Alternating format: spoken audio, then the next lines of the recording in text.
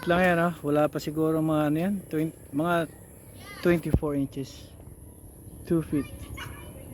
Pero ang dami niyang bunga, yan ang bunga niya. Ayan, oh. Ayan, ang laki. Guapol, ayan siya.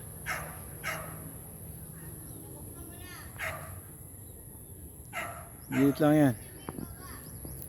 Liit ang puno. Ang dami bunga yan.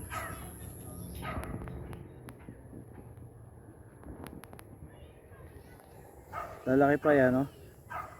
Yang bunga niya, lalaki pa yan. Ilaw pa yan. Ayan, tingnan natin.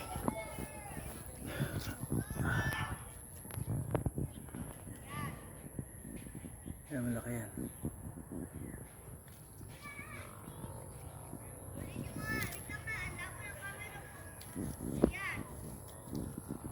Ayan bunga niya.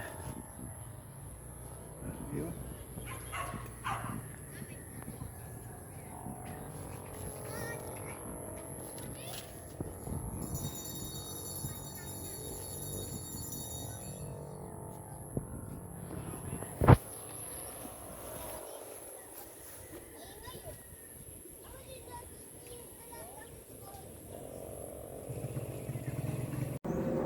Mga kamaster, ayan, no?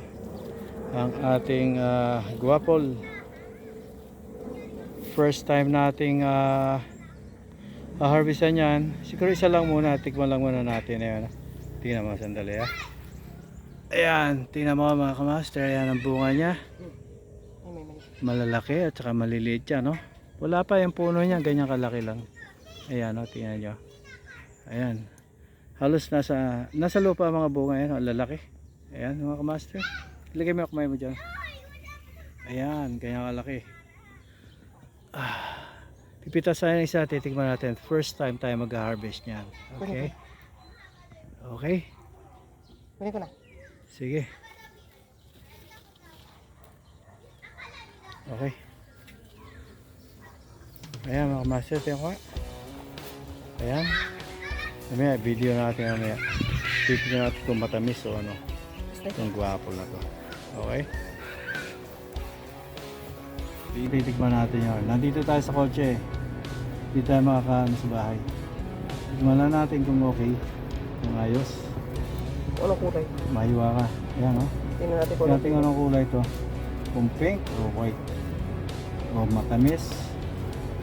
Kung okay, magtatanim pa tayo nito. Malalaki bunga yan. At first time natin nag-harvest yan. Ito ang guwapol. Bigyan mo siya okay. Okay? First aba, kulay puti ang kulay niya. Ayan. tingiti ko. Teka, sandali. Ayan. Ang guwapol. First time tayo nag-harvest yan. Liit pa, may bunga na. Ang dami ng bunga. Tignan natin kung ayos.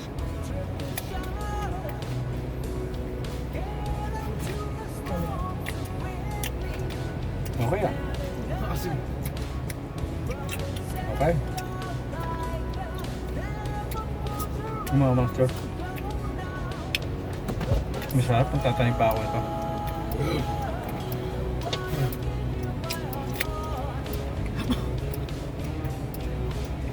Okay. Nandito kami sa kotse ngayon. Ayos. Tatanim pa tayo. Okay, sige. Nagtanim na rin tayo ng dragon fruit dyan. Ayan.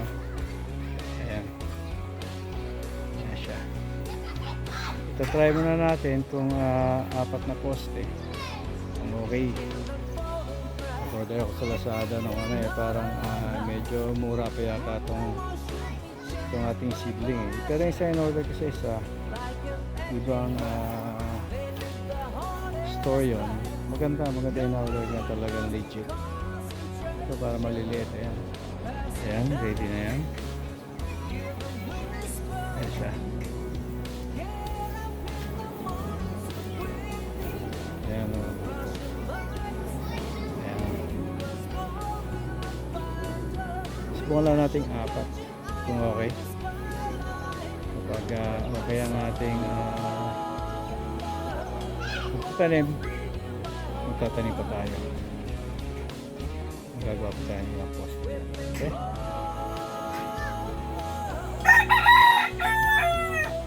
Ayan. Ito naman ang ating update sa papaya. Nakasurvive siya. Akala ko mamatay yan. Ayan. Nakaway siya. Ayan. Mga bunga niya yan. At ito pa.